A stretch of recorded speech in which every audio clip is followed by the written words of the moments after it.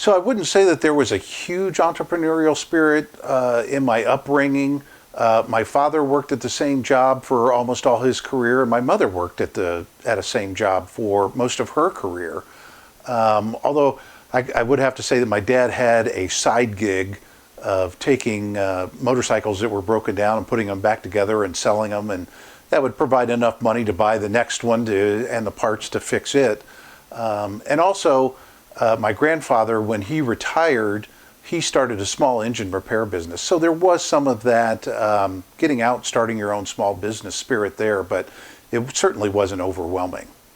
I don't really think I thought about starting my own company until I was in college, and probably late in college.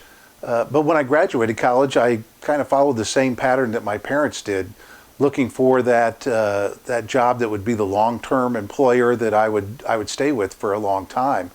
I graduated in the early 1990s, and there was a recession going on, so there weren't a whole lot of jobs. But once that started freeing up, I actually went through several jobs trying to find something to fit. I worked at the NBC affiliate in town. I did high-speed tape duplication, just all kinds of different things before, and I'll say I settled at the public broadcast station in town, but I use the term settled loosely because it was only about 4 years that I was there that I actually started Digital Rain. Yeah, so I'm not so sure how settled I was working at the public broadcast station. The way it was set up, there was only a handful of us that were full-time production people producing the TV shows and underwriting announcements and other things that the station needed. So when we had larger productions, we hired freelance contractors. So it didn't take long for those freelancers to realize what I could do, and they started inviting me to work with them and for them, and sometimes in place of them, because they would book one job and then somebody else that could pay a little bit better would offer them another job on the same day, so they would call me and see if I could cover the first job. And it just got to the point where the freelance business was increasing, so that's why I started thinking about starting my own business. So, like a lot of things, when it comes to starting a business, a lot of things came together all at one time. The freelance business was picking up, and I was actually doing some regular freelance work in addition to the full-time work.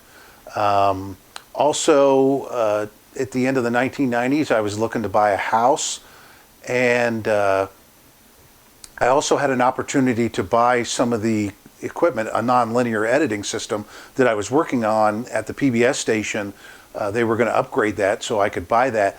I just kind of wanted to keep those things separate, and it was getting to the point where the business needed to be a separate entity.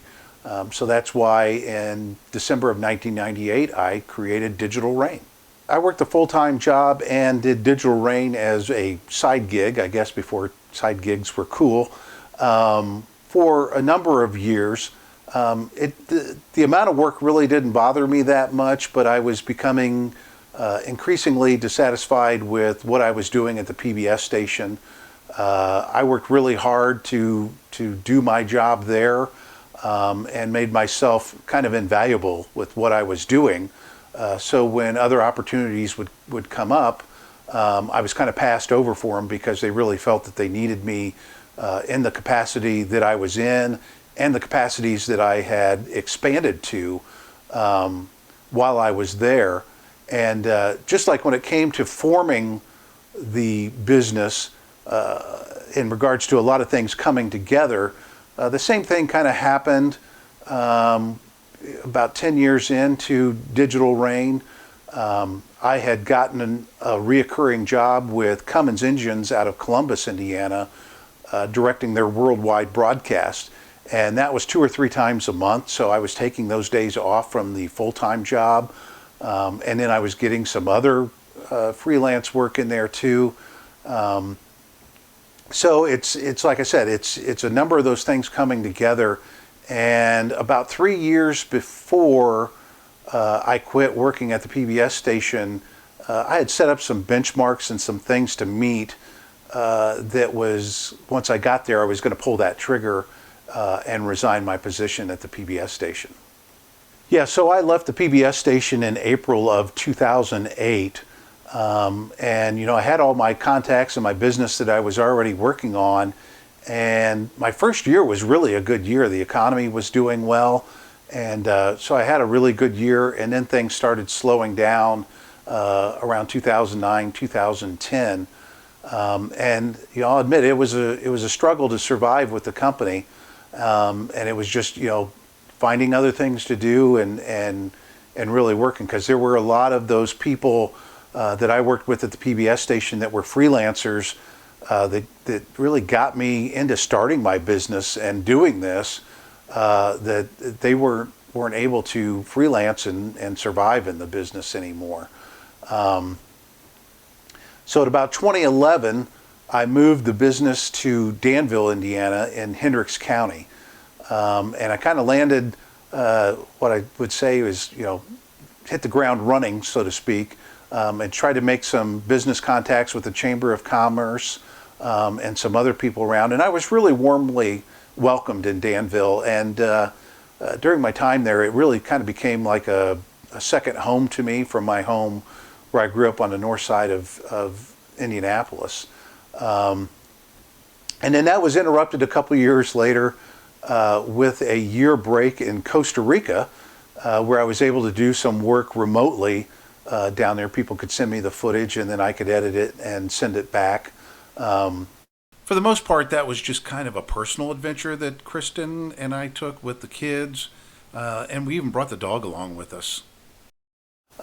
We came back to Indiana, and we were kind of surprised at how much had changed in that year since we had been away, and it didn't feel as much like home as it did before. So we were kind of looking at settling down there too as well, and in an opportunity for Kristen, who is now my wife, came about in North Carolina, and we decided to come down here and pursue that. And that didn't particularly work out for her after about 5 or 6 months, but we loved the area, we loved the people, and we decided to try to figure out a way to make it work. And so I just kind of continued. I did some projects for the public broadcast station down here. But my concern was drawing back to 10 years earlier when the economy turned down. And I just kind of had that feeling that that was going to happen again. So I was looking for what I called a foundation business. And by that I mean a business that I can do that's always going to be there and provide some income and some opportunities. But it's not, the main business or what I really want to do. So around 2018, 2019, I met a guy and started doing like legal deposition video. No, it's not the most creative stuff in the world. It can be very interesting, but it paid the bills. So a lot of those legal depositions started using Zoom because they couldn't get everybody in a room together. So becoming a little bit of a Zoom expert, when COVID hit and you couldn't be around anybody, you could still do it on Zoom. So through the COVID years, Digital Rain actually really had a pretty good business, continuing the legal depositions and actually doing some other things.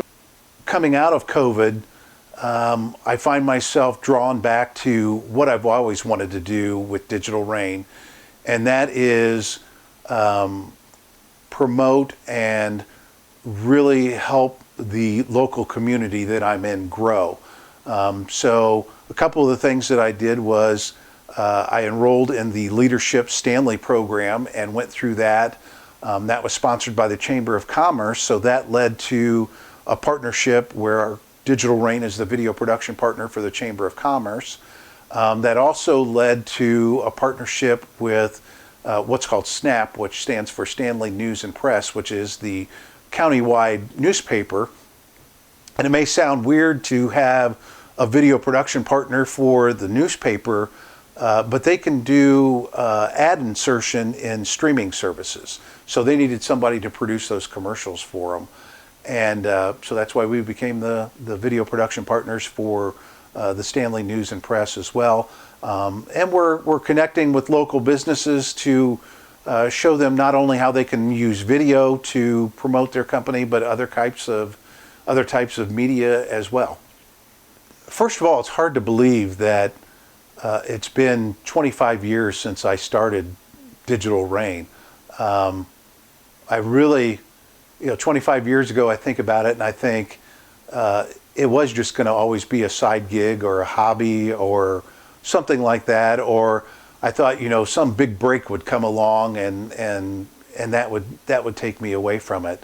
I certainly, I look down the road. I don't think there's going to be another 25 years because that would put me at 80 years old. And why I really love what I do, and my wife worries about the fact that I'll never retire and I'll never stop what I'm doing. I think there's definitely going to be a time that I'm going to slow down and it probably won't be viable to be a business anymore. I'll continue to want to do more things that I want to do, and that certainly includes promoting the local community like we're doing. And so that's what I really see Digital Rain Media doing over the next, probably won't be 25 years, but hopefully it'll be a number of years that we will be growing with our local community, and we'll be one of them that is leading that growth and celebrating that growth with media and video.